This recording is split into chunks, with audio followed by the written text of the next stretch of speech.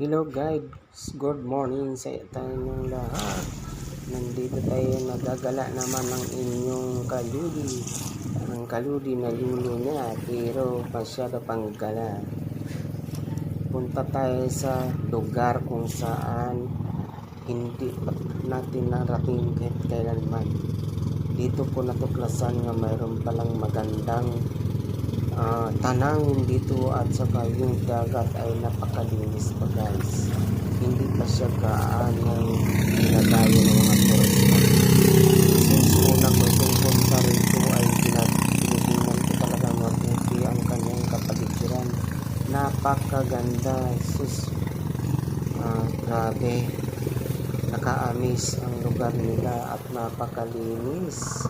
Mayroon ka mang makitang dumi, basura ay mga kahoy na mga patay, siguro naanod ito sa dagat alon.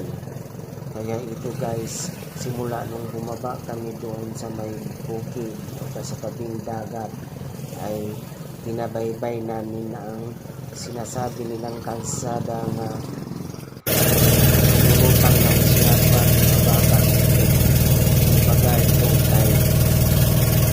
Ngayon kung pag-high tide siya ay nawawala ang mga buhangin. Yan. Ito. Nakatawag na tayo ng yan. Ito. Grabe. Diba? Nagpalutang-lutang kami sa gitna ng lago. Siguro malalim ito kasi medyo magkim na yung dagat. Napakaligitan.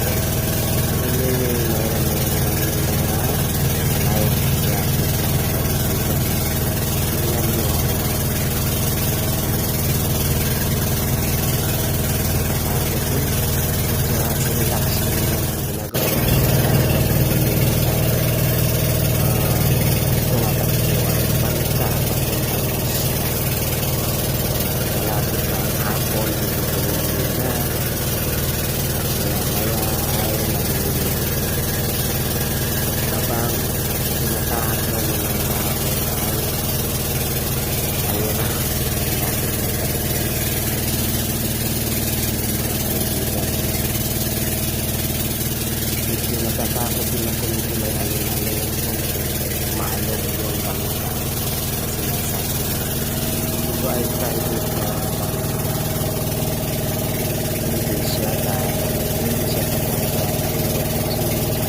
ito na sumakay lang dito at magkakaya ayun ito ng isla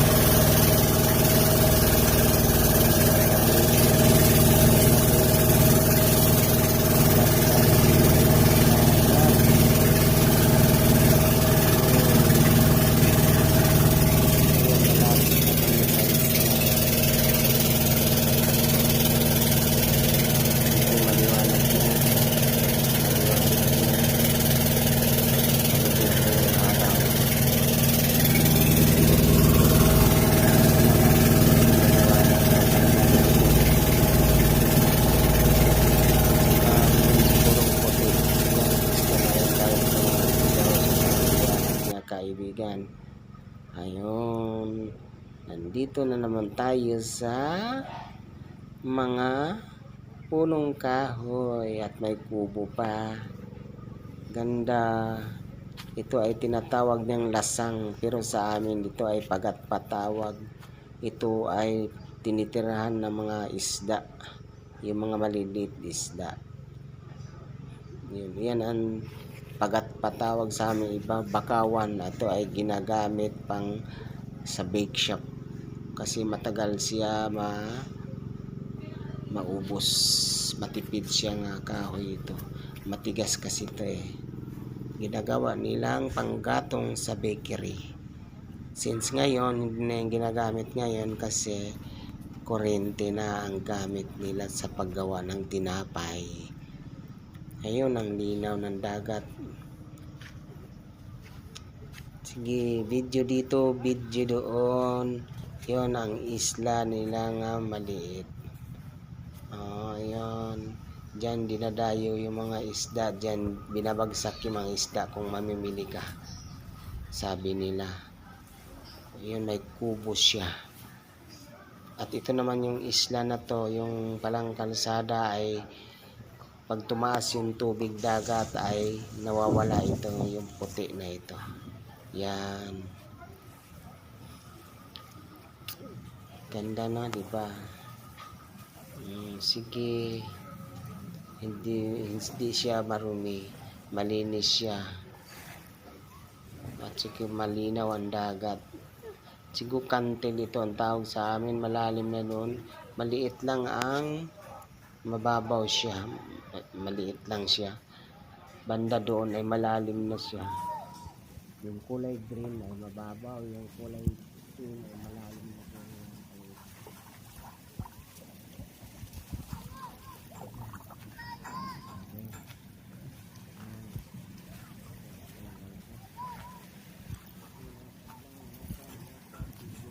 Video doon. Yan. Medyo maliwanag banda roon. Dito naman madilim. Ayun. Okay, mga igan.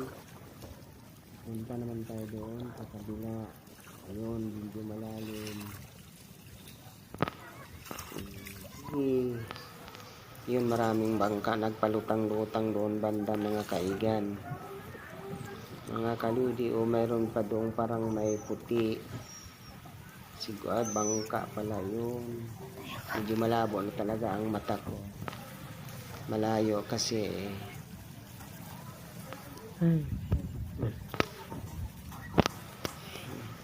inaantok na ako habang nagbibideo dito. Okay. Ito ang inyong Ermi 60 TV for live. Dito lang yan sa aking YouTube channel. Mga kaludi, malapit na tayo dito sa may bangka. Ito daw ay pasahiruan. Mayroon namang isang bangka na paparating. Ay tumigil pala, ay siguro isda yun.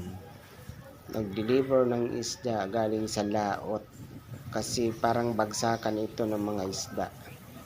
Pero ngayon tahimik pa dahil yun na nga, hapon na, palubog na ang araw. Ang linaw at ang linis ng dagat. Ang sarap siguro magtampisaw dito. Ayun, kulay green. At may tubig na rin sa ilalim ng kubo. Ito ay bagsakan ng mga isda. Ayan. O binaran siguro ito ng mga isda gagawing tuyo. Kasi madaling matuyo kasi dito pag sa tabing dagat. Medyo mainit kasi dito singaw ng dagat. Tapos singaw ng init ng araw. Ayun. Medyo may tubig na sa mga ilalim. Yung bata tuwang-tuwa. At yung banda may mga bandera.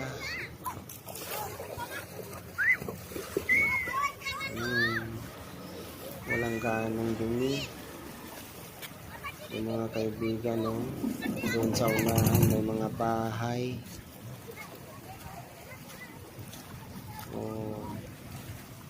Ayun, may mga dumi, may mga puno-puno. Ayun, may mga kahoy na patay na anod to sa paglutay, naiiwan siya. Ayun. Sige lang. Ayun, malapit na tayo sa kabilang isla. Pero hindi naman ito pagos hindi naman nakadugtong dito, putol din kasi. Parang tinatambakan pa lang ito mga kaibigan. Kasi putol siya, hindi naabot doon. Malalim daw kasi yan dyan banda Yan, may naiwan ng mga kahoy. At dahon naiwan. naiwan. Yun ang pinakabasura nila. Naanod kasi yan, sumabit yung pagkalutay. May mga bandera sila. Yung bandera na ito parang ibang bansa. Magkakaroon ng mga bandera, may pula. Diba? Tsaka ang lawak ng mababaw. Kitang-kita yung buhangin.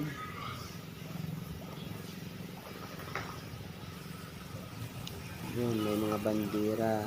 Doon banda parang may isla din maliit. Ang ganda naman dito, yung tanawin dito. Tao parang walang problema. Siguro kung makatira ka dito ng matagal, mangingitim ka ng husto. Dahil bilad ka sa dagat, babad ka sa dagat. Ayun mga kaibigan. Ayun. Sige, lakad hanggang doon sa dulo. Mayroon ng mga bandera. Ayun, lalakarin natin. Yung dagat, mababaw dito banda. Hello guys, punta lang kayo dito. Dito lang yan sa Masbate City. Ayun super duper ganda talaga niya Ayun. Kakapagod din maglakad. Ang layo ng nilalakad namin mga kaibigan. Pero mababaw pa rin siya doon banda ang itim na ng dagat, malalim na yan pag ganyan tsura niya. Malinaw kasi ang panahon, hindi siya maalon. Sige lang, lakad lang. Ito, naglinya-linya na yung mga dumi nga naiwan, mga basura. Pero hindi naman siya mga basura kaibigan, parang mga tuyong dahon at saka kahoy na maliliit na naanod. Ayun, hanggang dito na lang siya mga kaludi. Wala na, ang layo pa ng kabila. Naputol siya.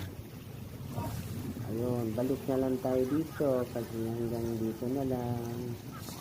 Mga kaibigan, babalik na tayo doon kasi hindi naman tayo pwedeng tumawid. Pwede siguro kung may bangka tayong sasakyan. Ayun, balik lang doon sa pinanggalingan. Ayun, malayo na ang nilalakad namin. Ay, sarap ng tubig, grabe.